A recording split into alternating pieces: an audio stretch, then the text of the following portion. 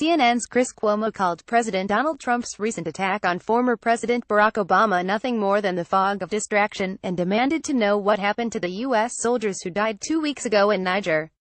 According to Pentagon correspondent Barbara Starr, almost nothing is known of Staff Sergeant Dustin Wright, Staff Sergeant Jeremiah Johnson, Staff Sergeant Brian Black and Sergeant David Johnson.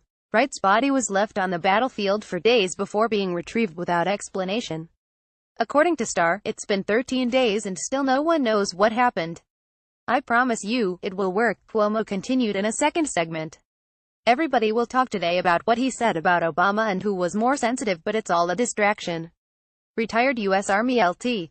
General Mark Hertling's commentary was outright brutal, calling Trump's behavior around the soldiers shameful.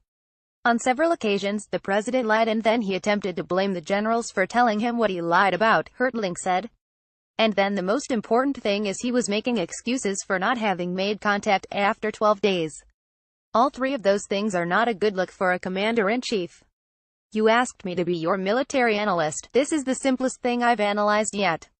A commander, which the president is, to do the kinds of things he did yesterday, I would put it in a shameful category, to be honest with you. My colleagues and peers, both retired and active, felt the same way. Starr went on to say that an investigation must now begin to understand why these soldiers walked into an ambush from 50 ISIS fighters. She wondered if the intelligence was bad and why these soldiers had nothing more than their rifles to protect themselves. Watch the full conversation below. Chris Cuomo calls Trump's attack on Obama by Sarah Bruss. Earlier conversation. Cuomo: we need to know what happened to these, by Sarah Bruss.